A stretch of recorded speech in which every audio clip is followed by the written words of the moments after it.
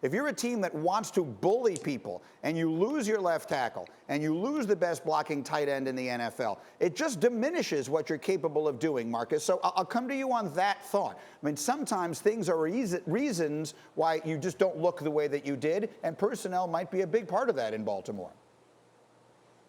And also Marshall Yonder retiring as well, G, up front on that offensive line. But the bottom line is this. The bottom line is this, man.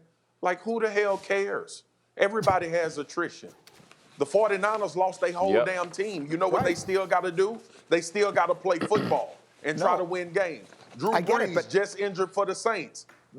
Go ahead, G. Well, you're making my point for me, which is the 49ers, they can say there were no excuses, but they were in the Super Bowl last year when they're definitely not going to be this year, and injuries are the reason. So you can call it whatever you want, but the Ravens don't look the same as they did last year, and the reason might be some of the people they've lost. So, Marcus, let me just ask it to you a different way. Right now, do you when you look at the teams that you could see winding up in the Super Bowl from the AFC, are the Ravens one of them? No. They're not, G. And it's because, number one, before all of this attrition, I have been screaming to y'all, both of these guys, I know y'all sick of hearing it, that they need to evolve offensively. Teams have a beat on the Ravens. We talked about it with Lamar Jackson. If they cannot run downhill the entire game and stomp people out in that way, they are going to struggle to win games offensively.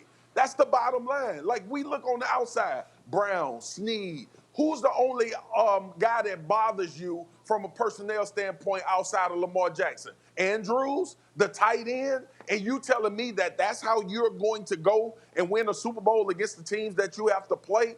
The indictment has never been just about Lamar Jackson and his ability to throw and all of that. We know Lamar Jackson can do that. This team has not evolved to win another way when they can't dominate on the ground. I'm not going to stop saying it. And in order to win a Super Bowl out of the AFC, you are going to have to go toe-to-toe throwing the ball at some point. That's the Baltimore Ravens' issue. That is where they're living right now in this division. Greg, why are you shaking your head?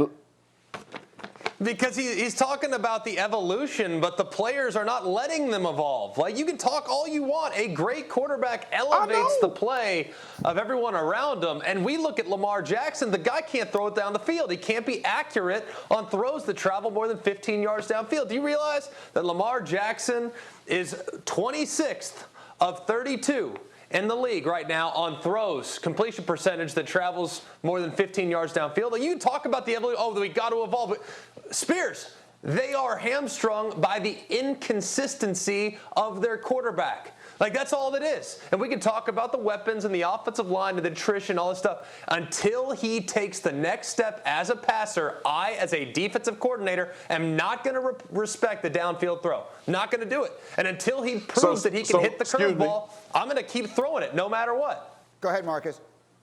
Has he digressed then since last year? Because last year he was one of the better deep ball throwers. So now he can't do it. Or is it that teams have adjusted and you don't have weapons to get open like they did last year? I always bring this point up right quick.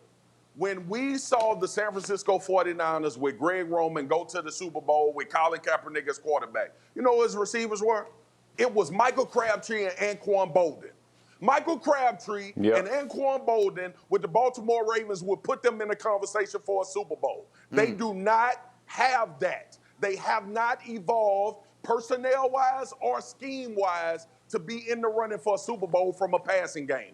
Point blank, period. Yeah, let me go back to where it all began, which was with Jeff Saturday. I'll ask you the same question I asked Marcus. When you put together a list of teams you could see coming out of the AFC in the Super Bowl, are the Ravens one of them? No, and I'm disappointed to say, and I do not think it's Lamar Jackson's issue. I hear what Greg is saying, but I completely – he was 24 34 against the Patriots in a complete rainstorm and a wash. He's got a center that put the ball on the ground 3 times, right? They went on a 4th and 1. He snaps it down. They lose Ronnie Stanley, so now they move Brown over. They can't physically dominate at the point of attack. All of those things bring up issues, and I agree 100% with Swagoo. Listen, on the first play of the game, when I watched their receiver get pushed out of bounds, it causes me concern because at some point, when you look at Kyler Murray and what's happening in Arizona, we're talking about Fitzgerald is there 2, Hopkins is there 1, Kirk is there as as well. Like, he has guys to help him. The I guy makes him go. They need some I guys on the Ravens offense. They don't have that. I think Lamar can get it done. Right now, I don't see the other. That's why I went to panic. Thank you for watching ESPN on YouTube. For live streaming sports and premium content, subscribe to ESPN+.